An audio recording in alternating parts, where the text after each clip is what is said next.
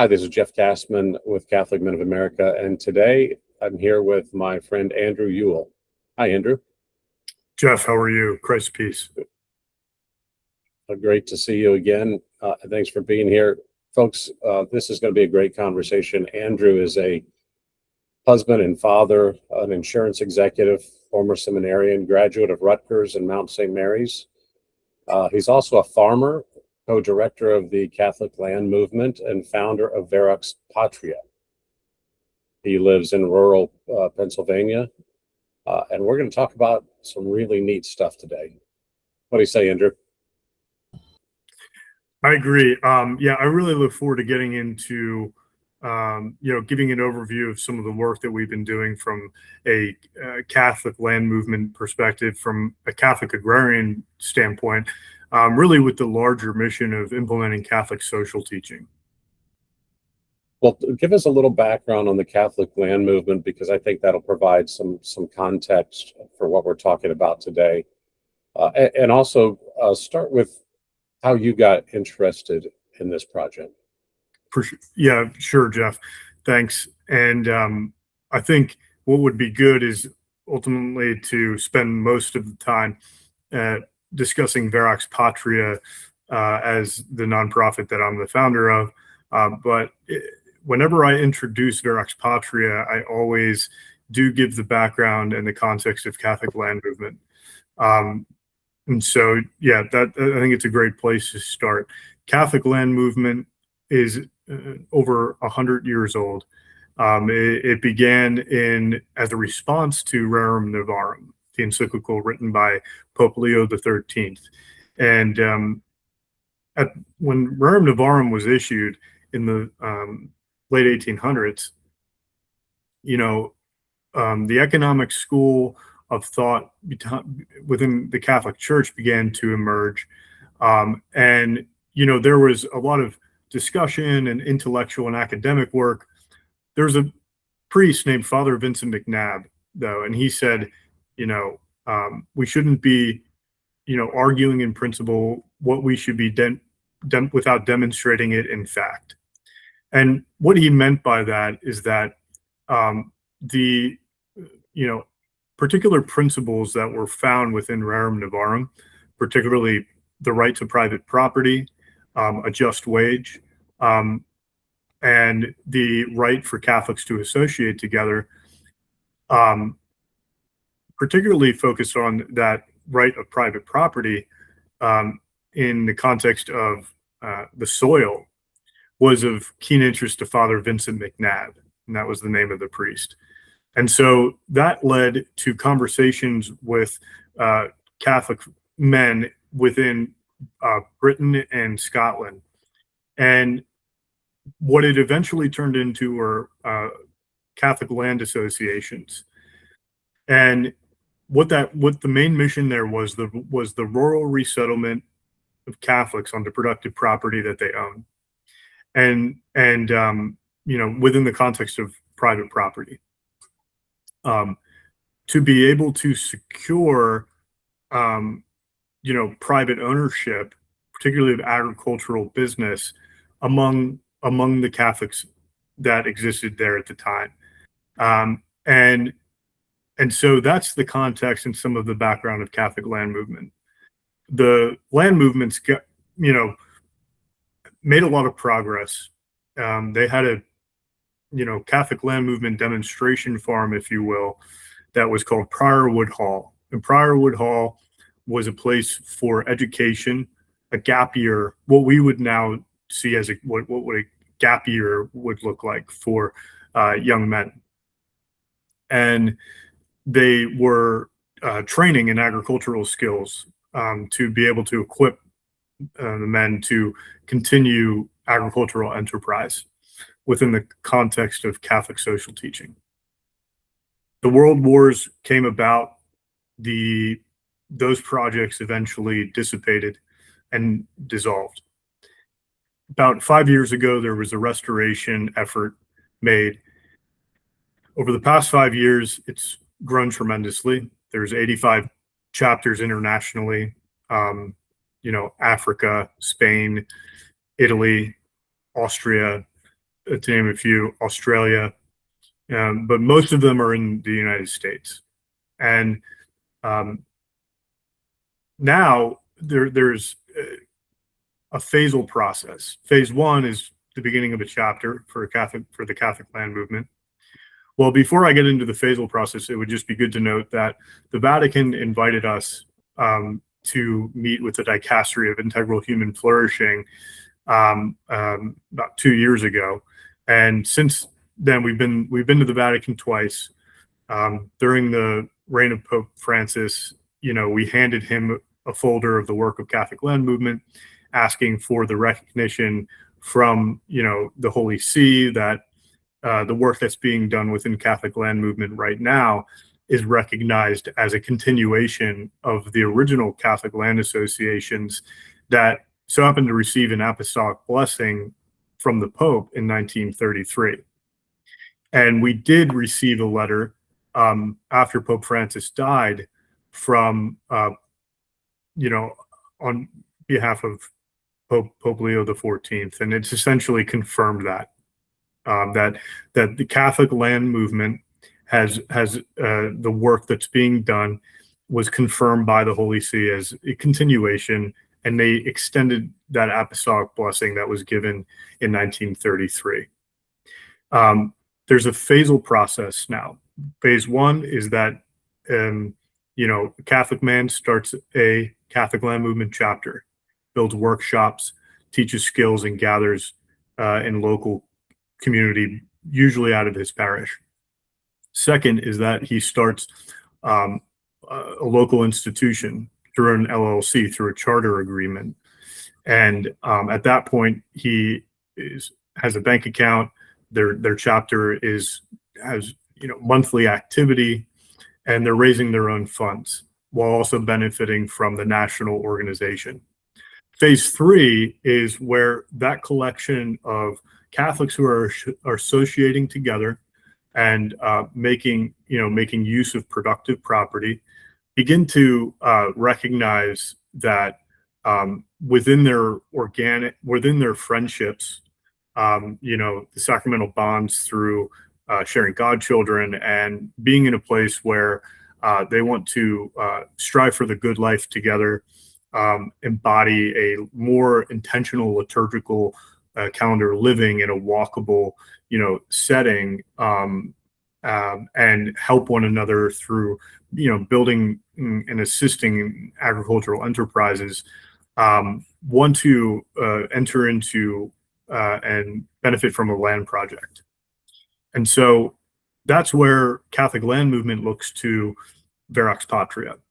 I founded Verax Patria 5 to 6 years ago.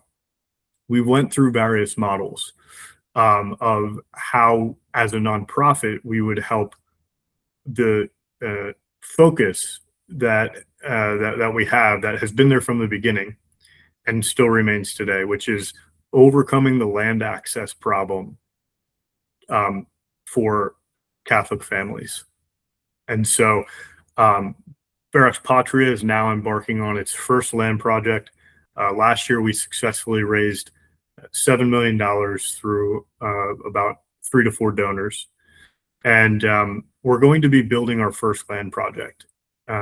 It's occurring in the northern panhandle of West Virginia as a great location, we believe, within the greater Pittsburgh area, as well as right around Steubenville, which is a great Catholic hub, and places, institutions like College of St. Joseph the Worker is now doing great work in Steubenville. And so we're actually going to be working with them to build 2 homes on the property. There's already 2 homes existing on the property. And we're going to start out with 3 families. I'm one of them, and the 2 other families are very close friends of ours. And so we're going to be building, the first Catholic land movement demonstration farm since Briarwood Hall.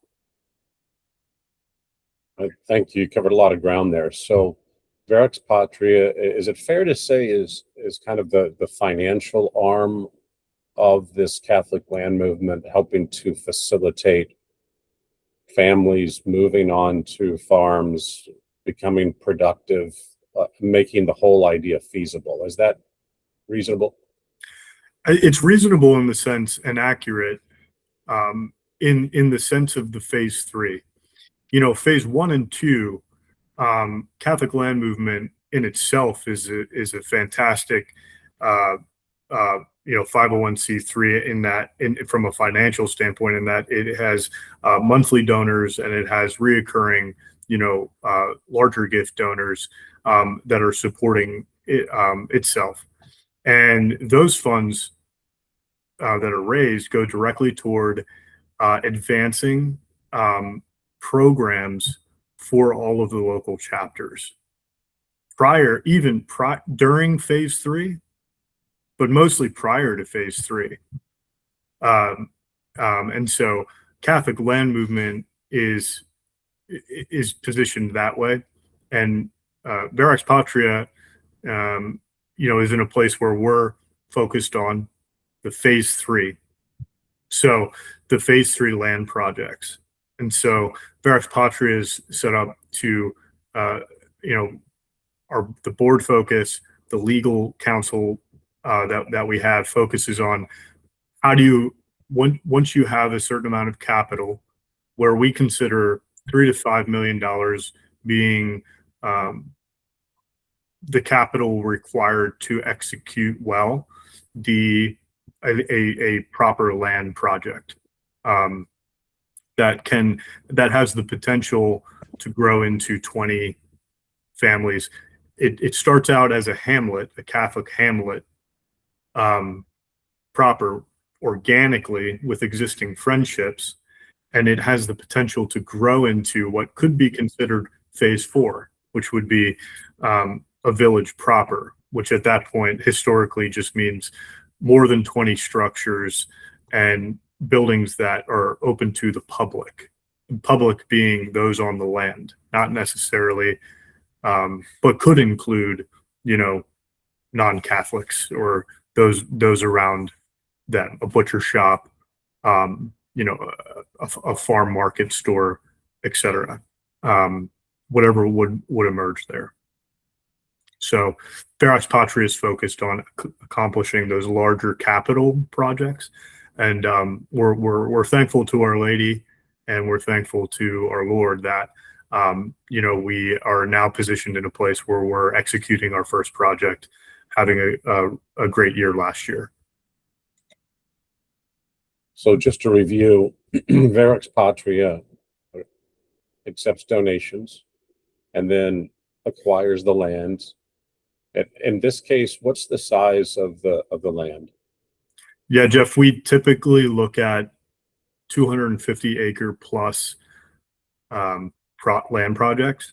And obviously, we're looking for somebody who's owning, maybe divided into various parcels that he owns, but they're next to one another and it's one owner, is really the ideal of what we're looking for. And there are around other anchored Catholic institutions. We're not necessarily interested in going in the middle of nowhere and doing this. We're looking to add it as a, to both receive from existing Catholic anchored institutions and to give and provide the benefit of what comes from our type of projects to the surrounding culture, to add to the durability, to add to the long-term, humanness, but even more important than that, the God-centered, God-honoring, Catholic culture that where we look to root in and add the agrarian element to that existing area, and our area is a good start to that. Okay, so Verax Patria acquires the land, and then in this case, you've got 3 families, yourself and 2 others that are going to move on to the property. You've got 2 homes already, so it sounds like somebody's going to need to build a 3rd home. Verax Patria owns the land, and I assume all the buildings on the land. So how does that relationship work between the families who are going to live on the land and Verax Patria? Sure. Yeah. There's 2 homes on the existing land. And as soon as Verax Patria acquires this farm, it will own, as a 501c3, around 350 acres, and including the 2 homes. And there's some existing farming structures on the property. The one home we're going to renovate, it's an old farmhouse. That will be a place of hospitality, for priests, retreat, for them to come and retreat, but majority of the time also for the Catholic Land Movement chapter leaders who will come, and those who have in their purview their own phase 3 land project. But even more so than that would be the interns and apprentices who will come and stay, at the Catholic Land Movement demonstration farm, to learn how to run a farm enterprise in the context of being a head of a household, in the context of the sacrament of matrimony. And so that's the setup. The other house is a beautiful home, built in the early 2000s, and one of our good friends who has been an integral part of building Verax Patria over the past 5 years. He's going to be participating in the land project, and that's a good home that fits well, the needs of his family. And so what ends up happening, which happens with all of the other homes that will be built as well, is that we build through an entity which is a community land trust model. What we're doing essentially is that the community land trust will have ownership over. Well, I skipped a step. Verax Patria, we will establish a community land trust in conjunction with and as a subsidiary of Verax Patria. Verax Patria will, transfer the ownership of the land to the community land trust, and the community land trust will build contracts. We build 99-year lease, deed restricted contracts, where the families have the ability to build equity in the home, without necessarily holding the deed to the property. And what that does for Verax Patria is that it allows us to remove home and place as a commodity, and have it more rooted in tradition and place and culture, without sacrificing the good of a family having equity in their home, and being able to access that equity, and also benefit from improvements on the home that they make. Whether they choose to, the idea would be that they wouldn't sell in the future, but if they chose to, they would still have the ability, that equity would be there. So that's the model that we've taken. Over the past few years, we went through many different types of models and scenarios. Our legal counsel, which we really looked for, their advice on this, came and recommended that this model settles best. We're happy with it. There may be some other models in the future that could be better, but this seems to be the best path forward. We're happy with it, and it's what we're going to be stepping into for our first land project. And so if the family is living in the home and they're building some equity, and they get to the point where they decide for the best interest of their family, they need to move, does the land trust buy that equity from them, so that the land trust then controls, who's going to move onto the property? Obviously, it's that's a very important part of this model. Correct. And that is part of the deed restriction and within the contract, the Verax Patria, the CLT, holds first right of refusal on the property. And the family holds first right of refusal on the renewal of the 99-year lease. So if their progeny decides to continue in the future, which is, part of the integral mission of what we're looking to rebuild, and not, to create the situation where that would come about naturally. That's legally protected as well. But in terms of the sale, that first right of refusal is there for Verax Patria. And so you're going to have potentially multiple different kinds of situations. You might have families that have very little financially to contribute at the start, and need help there. On the other hand, it seems to me like you could have people that would bring a significant amount of financial resources and want to participate in this. And so the model you've created treats both of them with some justice, it sounds like. It does, Jeff. And in some way, I would hope that it would reflect what in our modern,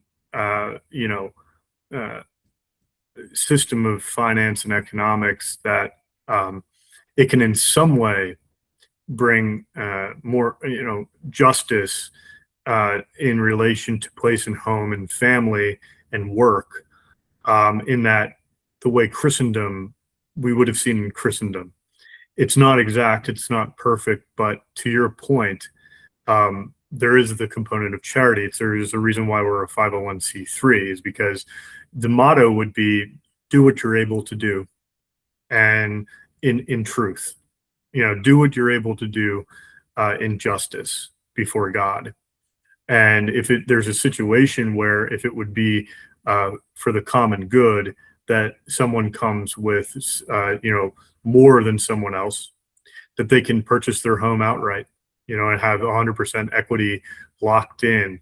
And that money will just go back to Verax Patria to build another home or assist another land project.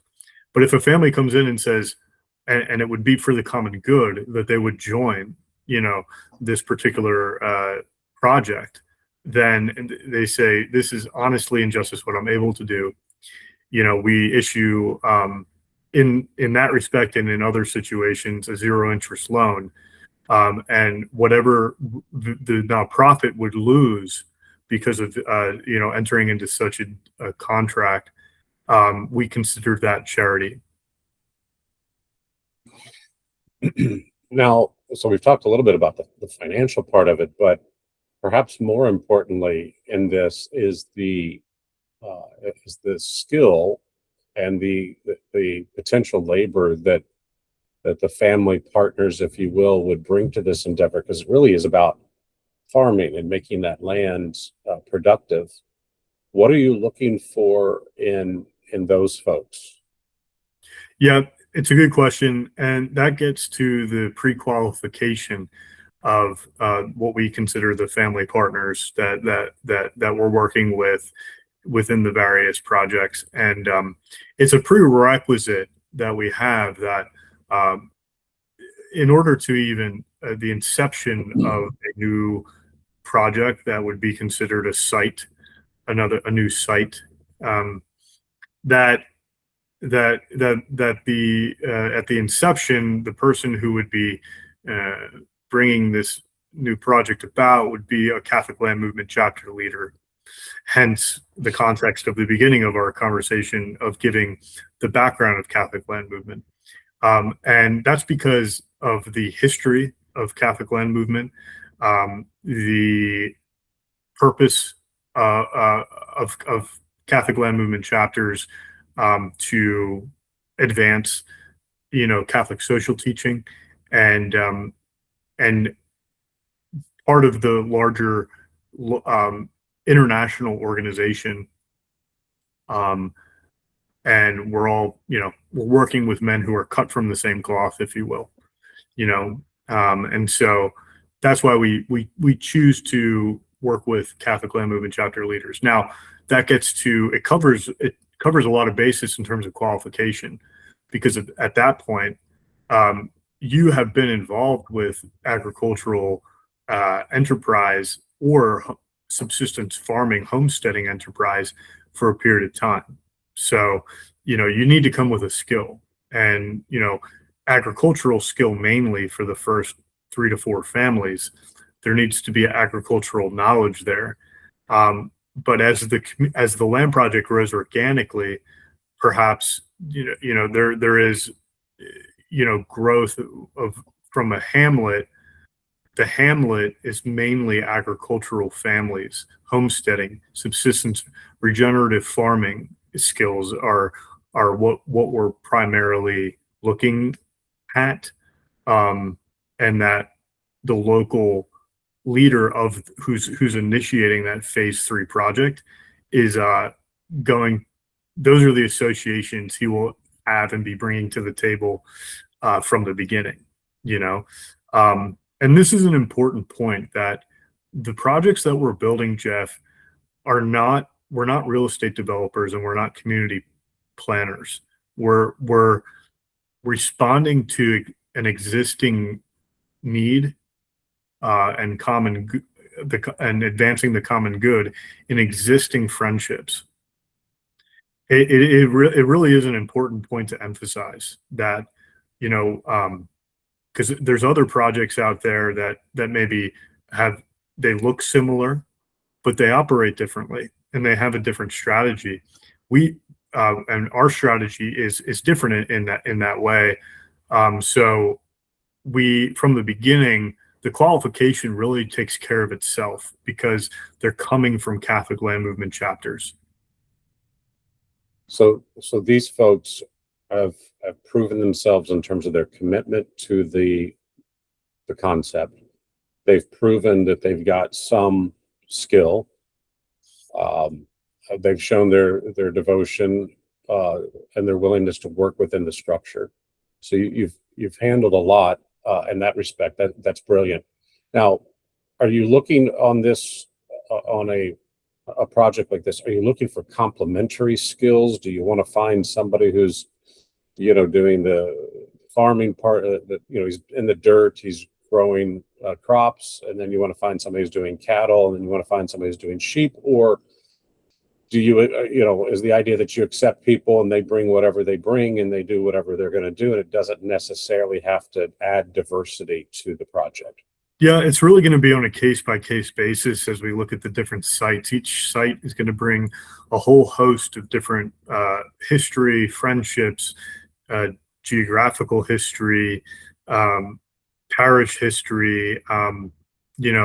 That's where the principle of subsidiarity is so important, that we respect the authority, allowing these things to emerge, and within the authority at the lowest point, at the point where merely it emerges in the various heads of households, to bring to the table a plan that makes sense. And so, in our particular situation, and it can be drawn out as an example, one of our largest donors, without whom our project wouldn't be possible, had a simple request that to help Catholic families get on land and then have a continuous source of reliable grass-fed beef. And so that's just particular to our situation. There may be another situation where the origination of the idea and the possibility comes from a different concept, and those can be looked at. So the grass-fed beef is going to emerge, and it just so happens that I've wanted to build a herd of grass-fed beef locally, so it matched up pretty well, providentially. And just yesterday, I had a discussion with one of our friends who's going to be joining us, and we were discussing this very thing. And so, yeah, we're going to come to the table, look at how did it originate? What are the current skills? And then there is going to be a necessary conversation to talk about how does this work and how does this balance out well? Who's running the beef? Who's running the milk cows? Who's running the poultry? Who's focused on the pork? And these different enterprises are going to be there first from a subsistence standpoint. But then what happens is from that foundation comes also scaling to local enterprise and contributing to the local economy, Catholic economy first, and then spilling out, into the general economy. So a component of all this is that there's going to be a participation in some market capacity, whether it's just within the Catholic hamlet or oriented towards the public. For example, I'm raising pigs, and the goal is not just subsistence, but to have something to offer to either the smaller Catholic community or more broadly on the marketplace. Catholic families come to the farm and they buy pork. That's part of this idea, right? It absolutely is, because it harkens back to Rerum Novarum. It harkens back, to Catholic social teaching and that more and more, particularly Catholic families, own productive property, and productive property and true wealth. We obviously know true wealth is in within God's grace. Temporal wealth is land, but it's also business ownership, and having the ability, and more Catholic, heads of households having that ownership. Now, what's interesting about land is as a point of wealth is that it's super abundant. I mean, God has built into the soil His mercy, which Pope Leo XIII says in Rerum Novarum, and the abundance for a family to be able to subsist in that manner is tremendous, which lowers the necessary, lowers the need for USD, though it doesn't eliminate it completely. And and so that's where enterprise and can play a part, at least from the financial need of the family. Now, arguably, there's also just a general need for this, considering where big ag has brought us, the quality of food that exists, the disease that chronic diseases that are all over our nation due to the poison in our food supply, right under our nose without us even realizing it, with seed oils and highly processed foods and sugar and such. And so arguably, that the enterprise is built in as a model, for sure, again, at the foundation of a subsistence farm, but the enterprise being also necessary, and arguably a necessary thing for a parish, local economy, and doing so in a reasonable manner that it's accessible to families, because food is more than medicine. It's preventative, so you don't need medicine, and so that's an important piece as well. Yes, from that enterprise standpoint. And so you may have people who are raising cattle, which requires a lot of land, or sheep or goats. Again, land's intensive, and then you might have somebody that's raising, like we have, rabbits or quail, which require very little land. What about people who have some necessary and important skills, but are not necessarily farmers? I'm thinking about a blacksmith or a carpenter. Do they have a role in this concept? They do, and I think it's a great question, because it leads into what the phase 4 really looks like. Jeff, in that what we have been talking about so far has been the concept of a hamlet. And this is all through human history. We know what hamlets are. They're a place, generally agricultural access is there, but it's a group of families. It's the natural progression of a multi-generational family. The necessity to build structures near your existing structures, homes and utility structures, is a natural development, and it allows for a true pro-life culture, which is from conception to natural death, the family being caring for itself, in a natural development of building a hamlet. And so if a few families are doing that, then you have this, three or four families building in this manner. You have a substantial hamlet. But as soon as the humans, as the social order grows, the small polity begins to grow. There's going to be this need for other goods, services, industry to emerge. So that's where the phase 4 begins to emerge of what is a proper village, or town. It's not yet a city. Maybe it's not even yet a town, but it's a village. And villages don't really exist anymore. Hamlets don't really exist anymore. Really, what exists are cities and metropolises. Now throughout the United States, sure. I mean, it's 97% rural, so I'm sure we could, maybe the answer would be a little, there's more than we think. But how they're operating from a multi-generational standpoint is different. To answer your question directly, the village is where that begins to emerge.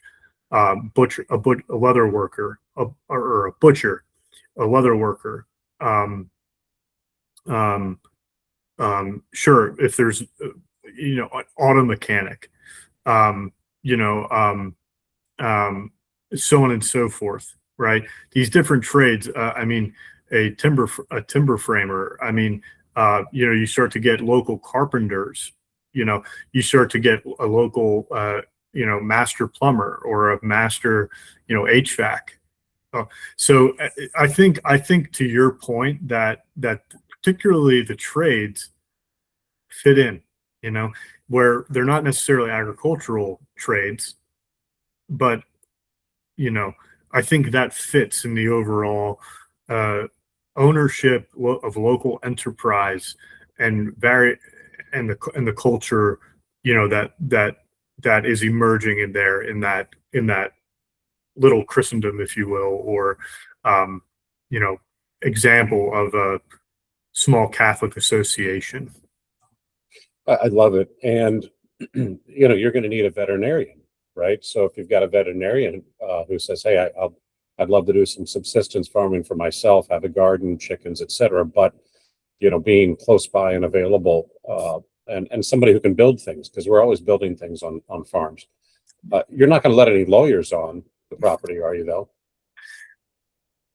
Well, that's up for discussion. It depends. Yeah, no, just joking with you. Okay, wonderful. Now, do you have any sense of how many families this particular property could support? I know there's a lot of diversity there, again, in terms of number of acres that people need, but is there kind of a sense of, hey, we'd like to have 10 families on this property? Right. Yeah. And again, that also comes down to one's perspective. And one of the things that's very important to us is space for multi-generational hamlet, to grow. And so that changes things. It's more of a traditional development. and how human beings would naturally occupy the landscape in a traditional manner rather than how we approach things, now in modernity with, just planning it ahead of time and building ahead of time, and then just filling the places that you build with bodies, versus this organic development. And there can be some foresight there to say, look, it generally, based off of what we know, it would take this many acres to allow for that natural multi-generational hamlet to emerge over the course of 100 years. And we're here to plan for 100 years. We're here to plan for hundreds of years. I mean, we wouldn't be doing this otherwise. And so, it's going, there's that aspect, particularly the families who are in an agricultural setting. This is just where we've come to, is that this is what makes sense. But the other, when the phase 4 type of approach does create the idea that, well, as soon as you start moving towards a village or say a town concept, well, you're necessarily beginning to talk about it, an urban, what does the traditional urban setting look like? It is more compact. It is structures or closer together, or maybe even, two structures that provide housing, in a more compact manner. And so, hypothetically, the project that we're looking at, five families on, from an agricultural standpoint, maybe 6, in that natural hamlet development. But in terms of the possibility of a traditional urban setting on the property, I mean, 15 families, 20 families isn't impossible. So, so we're looking at both, and it's just a matter of what's happening where, and is the development happening organically, and does it make sense? Is it forced? Is it pre-planned in a manner where the planning is happening for profit mainly, or is it happening while keeping that in mind, but mainly for culture, for high Catholic culture to emerge with the good of the family, as the primary focus. A practical question: the land trust, the kind of the legal holder, if you will, of the property, needs some sort of income in order to, be permanent, to persevere. Where does that income come from? Starting out, it could be a variety of different cases. I know of a existing land project that isn't necessarily a Catholic land movement demonstration farm, although because there's already 2 families living on the 120 acres, and it's not far from us. And in that particular case, they are now a Catholic land movement chapter, but they already had land, and they already had community on land. And in that particular case, one of the families, he received, wealth from his family because they were in real estate, and which gave him the provision to be able to work in this capacity to perform charity. He's functioning in that manner. The other gentleman, runs his own business in 20 minutes away in town, which gives him the ability to do that. I work professionally within property casualty insurance. Up till now, that's been my primary, a source of income, to continue. One of the other families is a controller He works in finance within a company. He's a controller. What would be 30 minutes from the property. Another gentleman was basically, was vice president of a construction company. And so, in the majority of these situations, now the one fellow is moving it full time into farming soon. Now, what I eventually plan on moving in that direction. Now, all of that needs to be figured out and planned. So you're going to have a mix, but as this is set up, the idea is to not necessarily have an expectation that you're going to go full-time farming. Although, if you have the ability, why wouldn't you? Right? So that's not necessarily a key important piece where we try to direct or control that, but it's more along the lines of what's best for the common good, and what do you desire to do for your family, and what would be best for the overall good that's emerging here. Yeah, there's some romantic views of farming where the family says, "Oh, we'll be full-time farmers and subsist and so forth." But the reality is, at least in the modern era, most families had some source of external income, right? There was a profession or a trade that they used, and the farming was really about their food source. And so I think that's important. You've demonstrated that's likely to be the case in your project. So it looks like you're going to build something for the families. You're going to build something for the movement to be a demonstration of how this can work and to be an example for others. And then to be at the service of people who are going to do this in other places around the country. It's not just about relying on Verax Patria to do this. It's about, hey, here's how to do it. Now go do it yourself. Is that fair summation? Sure. Yeah. Could you elaborate on that a little more?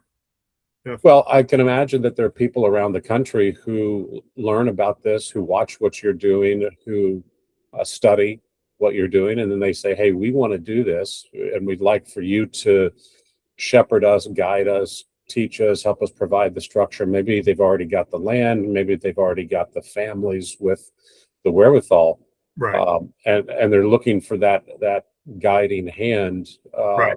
to help them put it all into place. Sure, and that does from time to time emerge. The general process that we take is that here is our structure. This is how our process works. And that's laid out on our website in a very clear manner, veraxpatria.com. The process is that we work with Catholic Land Movement chapter leaders who have demonstrated leadership in their locality for about a year. And have built out and cultivated relationships. Yes, maybe they come in with a pre-existing idea, or they've maybe even gotten pretty far with the idea. But we're pretty firm on our process, that association with a local Catholic Land Movement chapter, mainly because of the fellowship that comes about, the long-term success of relationships and study of Catholic social teaching that comes about within that framework, and general participation within the international organization is our normal process. And how many chapters are there right now? Right now, there's over 85 chapters, and so it's been a great boon. 15 of those chapters were actually created in the past 3 months, because we now have a full-time Catholic Land Movement director. So that came on board 3 months ago. So by the end of the summer, I suspect that could be over 100, and it will just keep growing. So 85 is a great achievement. That's a great number. And yet in a country of our size, it also means there's enormous opportunity for expansion. So if somebody doesn't have a chapter near them, they can, I'm sure, get in touch with you, figure out what that process is. That's all very exciting. Before we wrap it up, I want to give you the last word. Anything else you want to share with the audience? I would probably share just if you're interested in learning about Verax Patria further, reach out to me. To those who donate to charities each year, consider Verax Patria as a worthy cause to donate towards. I'd be happy to meet you in person. I'd be happy to sit down and share various projects that are currently emerging. And I'm also open to collaborate on various sites and projects that you may have in mind. For those who desire to live this way of life, I would really encourage them to visit catholiclandmovement.info and find your local chapter. If you're inspired enough and this has been stirring on your heart for a while, to maybe lead an effort, a local chapter of something of this sort, feel free to reach out to me and I'd be happy to connect. This is great stuff, Andrew. Thank you for your time. And we should have defined this at the outset of our chat. Verax Patria, true homeland. Is that right? Correct. Yeah. The Latin translation can be truthful homeland or truthful fatherland. And it's in reference to heaven. Wonderful. Preserve land, feed families, restore true culture. I love it. We'll put all the links and the way to contact you in the show notes for this. And we look forward to following with excitement what you're doing. This is great. Fantastic. Thanks for your time, Jeff. Always a pleasure. God bless you. Thanks. You too.